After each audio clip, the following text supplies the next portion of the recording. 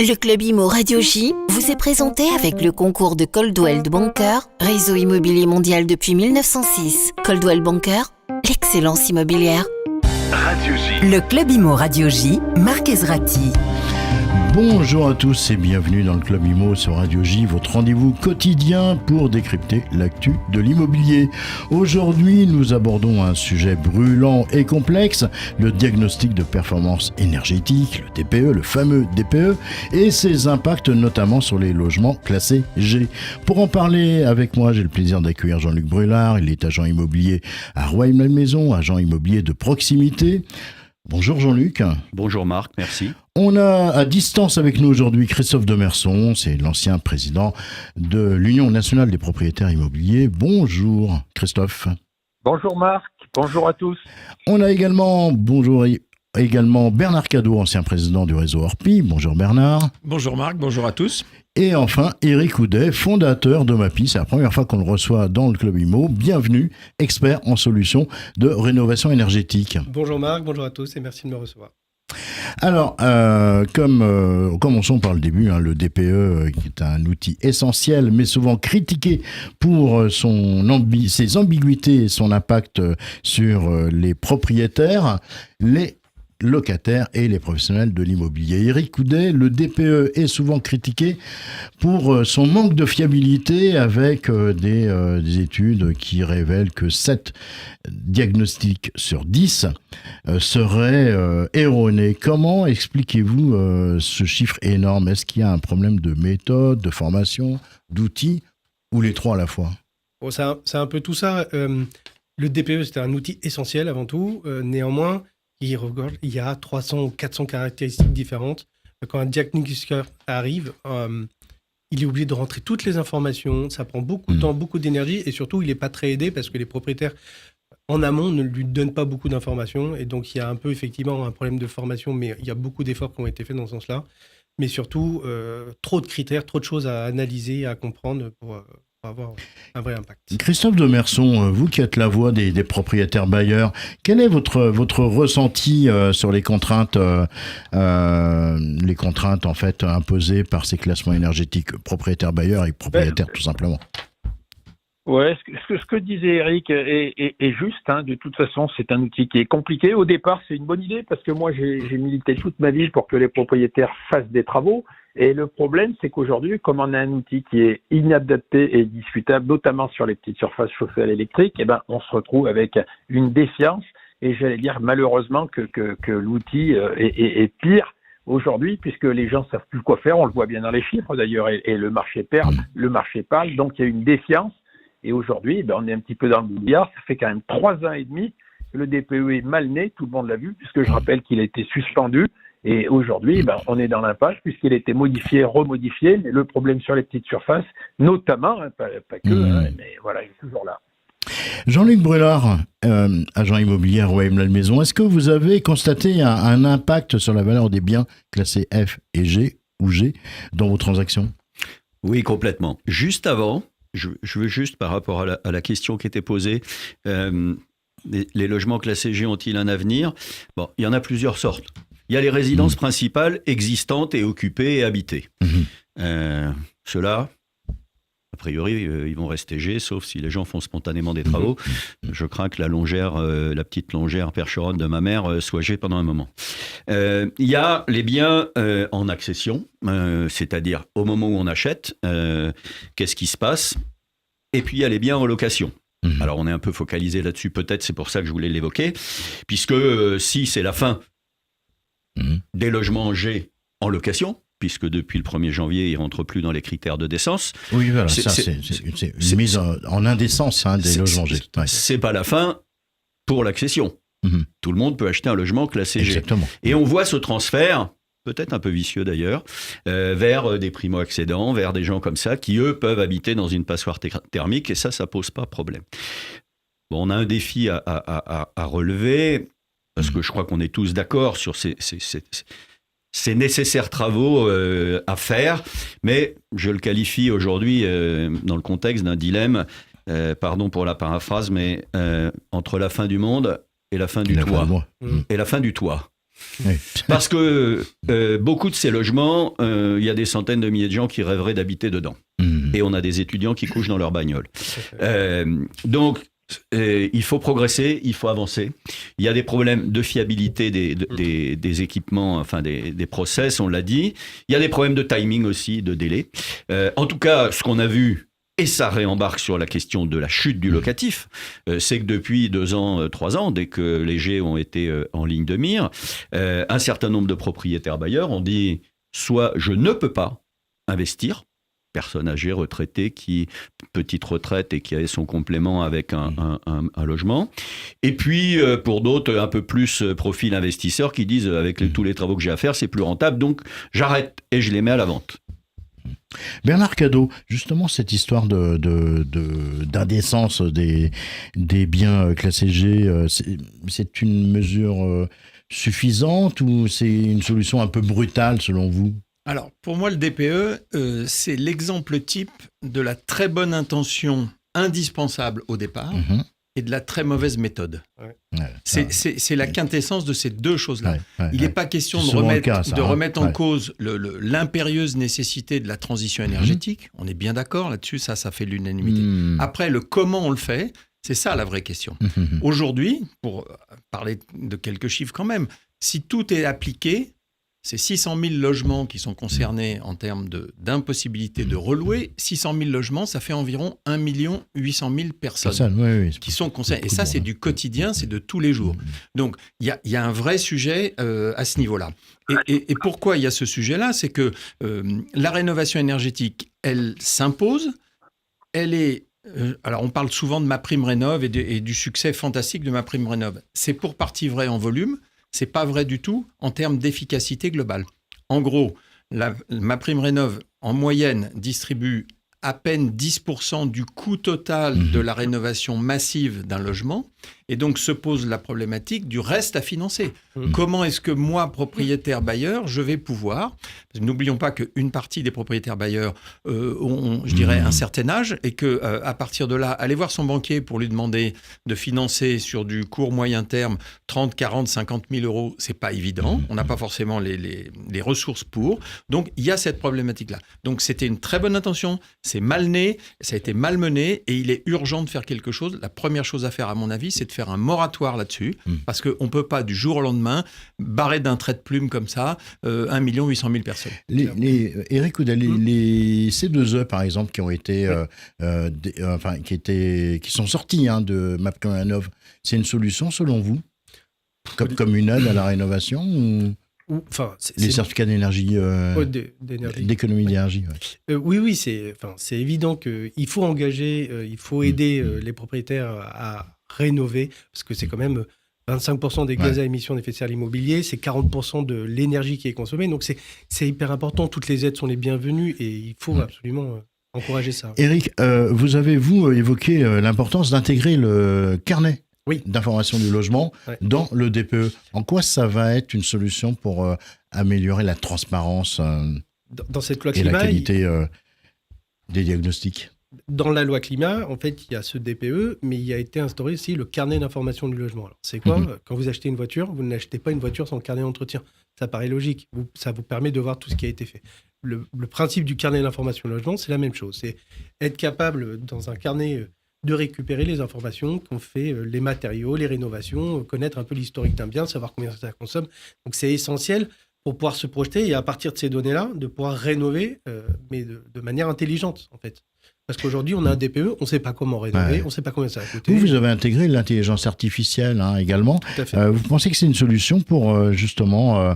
est-ce qu'on est prêt à intégrer cette technologie aujourd'hui ? Tous les tests qu'on fait chez nos clients ou nos prospects sont plutôt très positifs parce que le DPE, il y a tellement de données à rentrer que c'est impossible de le traiter par une personne humaine. On peut mettre la qualité de l'eau, la qualité de l'air, on met l'énergie, toutes les informations, on ne peut pas les traiter humainement. Donc un robot est hyper utile pour pouvoir justement traiter et donner des recommandations d'un très bon calibre. Christophe Demerson, je reviens vers vous. Beaucoup de propriétaires dénoncent des aides insuffisantes pour financer les rénovations énergétiques. Qu'est-ce que vous proposez pour les soutenir ? Ben moi, ce que je dis déjà, c'est que avant d'avoir des aides, si les propriétaires et notamment les bailleurs avaient une fiscalité qui était un petit peu plus simple et un petit peu moins punitive, on n'en serait pas à avoir besoin d'aide. Ça, c'est la première chose. Et puis, avant de répondre à la question, je voudrais revenir sur le commentaire de Jean-Luc Brulard. Il y a aussi un cas qui a été oublié et qui nous concerne tous. C'est sur les petites surfaces. On parle de travaux, mais je rappellerai quand même le vrai problème et le sujet, ça c'est le sujet, c'est que dans les toutes petites surfaces qui sont chauffées à l'électrique, hors PAC, vous ne sortirez pas de l'indécence. C'est pas vrai, on vous raconte des mensonges, c'est pas vrai. C'est-à-dire que vous pouvez mettre tout ce que vous voulez, vous allez pouvoir faire 80 000 euros de travaux, 100 000 euros de travaux dans votre studio. Oui, votre studio, il sera toujours rangé. On peut raconter ce qu'on veut. Moi, on a fait des émissions, on a fait depuis des années, hein, et moi, j'ai personnellement alerté les ministres du logement successifs sur ce sujet, mais ça, c'est quand même un sujet grave, parce qu'en réalité, on se voile la face.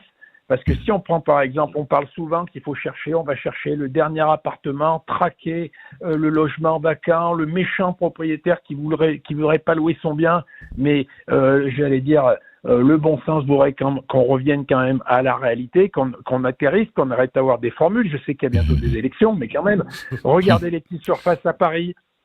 Les petits studios, les petites chambres de bonne, il y a beaucoup de gens qui en voudraient, il y a beaucoup d'étudiants qui voudraient y habiter. Seulement, comment vous allez faire pour mettre un appartement, le sortir du G quand il est au dernier étage à Paris? Vous pouvez l'isoler ce que vous voulez, après vous aurez plus la hauteur sous plafond, et puis de l'autre côté, après vous aurez peut-être plus la surface, et puis en façade, vous pouvez pas mettre une PAC. Donc, à partir de là, expliquez-moi comment vous allez. Vous allez pouvoir isoler les périphéries, vous allez pouvoir mettre une fenêtre neuve, vous allez pouvoir isoler le plancher, mais ça vous réglera rien. Vous allez pouvoir mettre un radiateur à fluide caloporteur. D'ailleurs, à ce sujet, on parle souvent des grille-pains. On pointe du doigt les méchants propriétaires qui laissent congeler des pauvres locataires avec des grille-pains. Mais je rappelle quand même, et Eric qui est là pour les diagnostiqueurs ne me contredira pas, c'est que vous ayez un grille-pain ou que vous ayez un radiateur à fluide caloporteur, un détecteur de présence et tout ce qu'on veut de la dernière génération, votre note elle changera pas au DPE. Donc j'allais dire, il faudrait quand même aussi un petit peu revenir au principe de réalité, parce que le dogme c'est bien, mais après la réalité c'est bien aussi, parce que je sais plus quel intervenant l'a rappelé, mais il y a quand même des étudiants qui dorment dans les voitures, et ça c'est inadmissible aujourd'hui en France en 2025. Éric Houdet, la fraude, parlons-en rapidement. Est-ce que vous pensez qu'il y a une régulation qui est suffisante pour l'éviter? On parle quand même de 20 milliards sur les fraudes au DPE. Oui, c'est une étude qui a été faite par une petite société du domaine du diagnostic qui disait qu'effectivement 7% des logements qui étaient normalement G étaient passés artificiellement un petit peu en F. Et donc oui, il y a cette fraude parce que maintenant que l'interdiction est rentrée en vigueur depuis le 1er janvier 2025, on ne peut plus louer un logement G. Les propriétaires essaient de s'arranger et c'est là où il faut sanctionner. Bernard Cadot, les copropriétés sont souvent mal préparées à ces contraintes énergétiques. Est-ce qu'il faut réformer leur gouvernance pour faciliter les travaux ?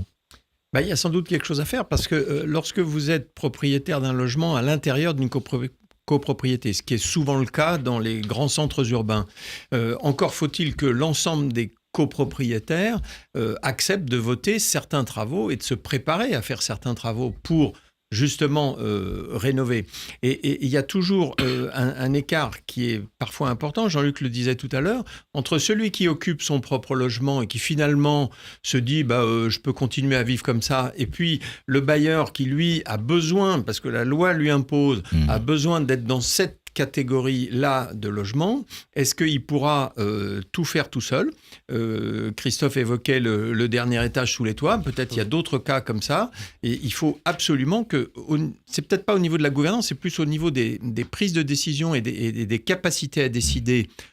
Parce que l'intérêt collectif n'est jamais la somme des intérêts particuliers, on le sait bien. Pour autant, il faut quand même que le bailleur privé qui n'habite pas l'immeuble, il puisse justifier à son locataire qu'il est dans la bonne catégorie.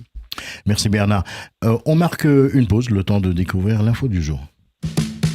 L'info du jour vous est présentée avec le concours de Helix Assurance, votre expert en économie. Helix Assurance sur mon-assurance-emprunteur.fr. Et on parle aujourd'hui d'un couple de locataires qui a été épinglé par la justice pour avoir utilisé un faux certificat médical afin de réduire leur préavis de 3 à 1 mois. Si la propriétaire avait initialement accepté ce départ anticipé, elle a découvert la fraude et obtenu gain de cause en justice en présentant un document frauduleux.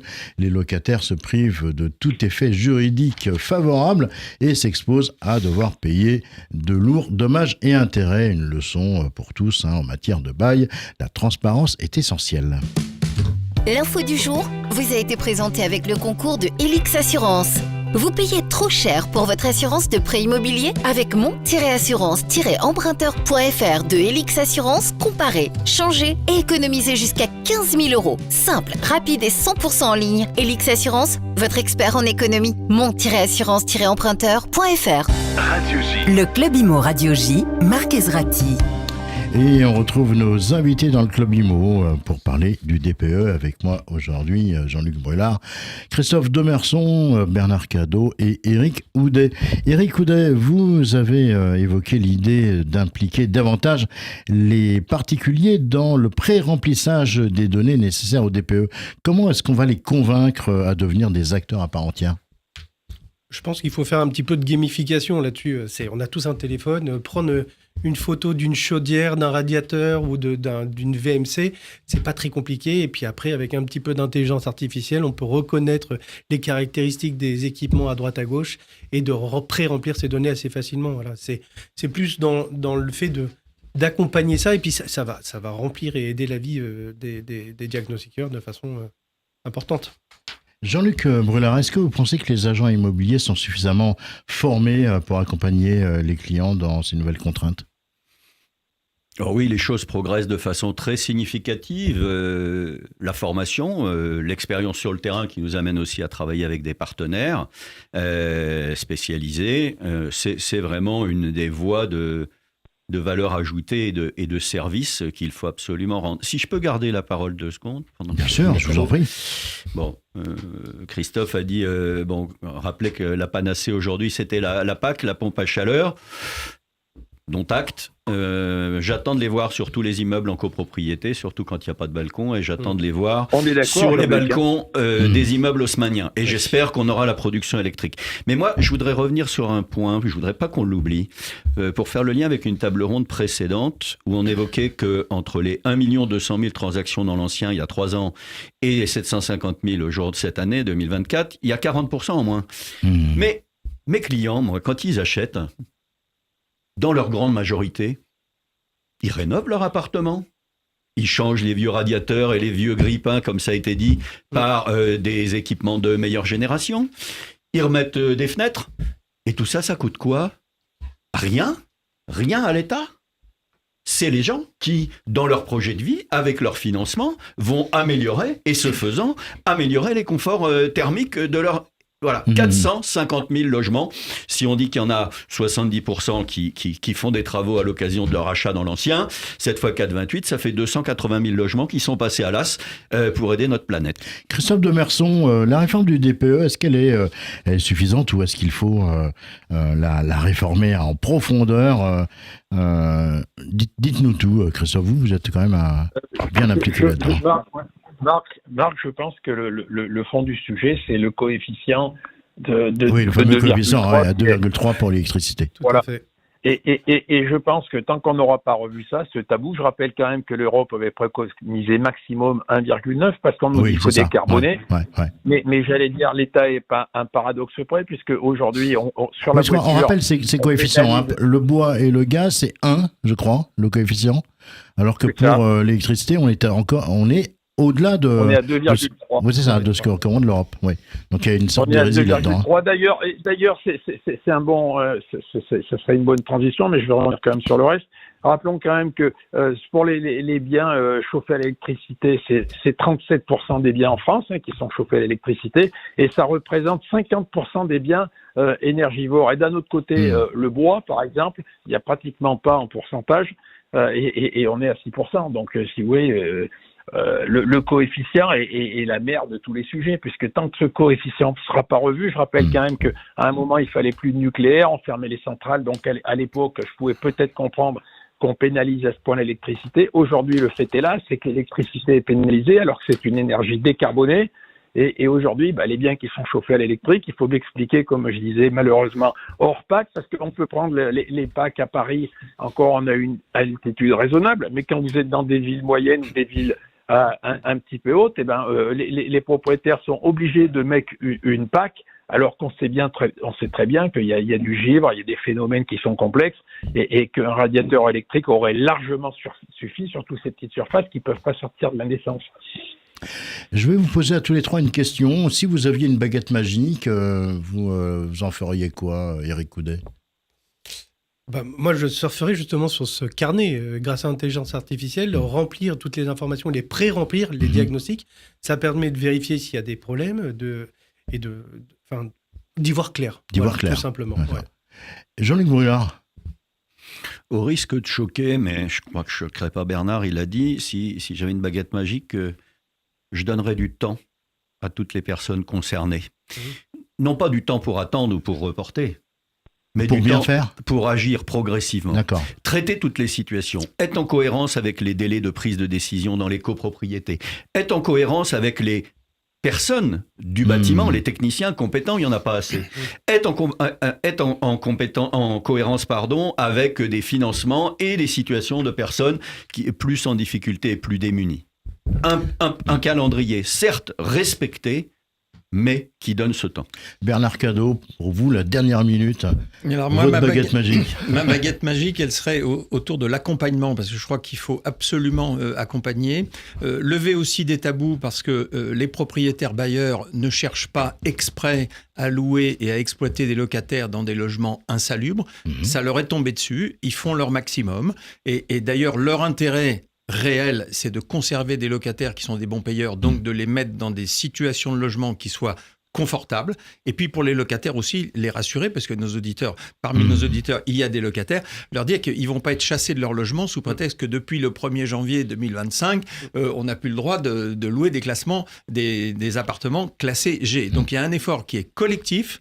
Et puis, si on prend en charge nous-mêmes ce qui nous intéresse, on arrivera peut-être mieux et plus rapidement qu'en attendant quelques solutions gouvernementales que ce soit. Merci à vous quatre. Bernard Cadot, ancien président d'Orpi, Jean-Luc Brulard, agent immobilier Royaume La Maison, Éric Coudet, fondateur de MAPI, et à distance, Christophe Demerson, ancien président de l'UNPI. Voilà, le club, c'est terminé pour aujourd'hui. Très, très belle journée à toutes et à tous sur Radio J. Le Club Immo Radio J vous a été présenté avec le concours de Coldwell Banker, réseau immobilier mondial depuis 1906. Découvrez les propriétés proposées par Coldwell Banker, un des grands leaders mondiaux de l'immobilier de luxe sur coldwellbanker.fr. Coldwell Banker, l'excellence immobilière.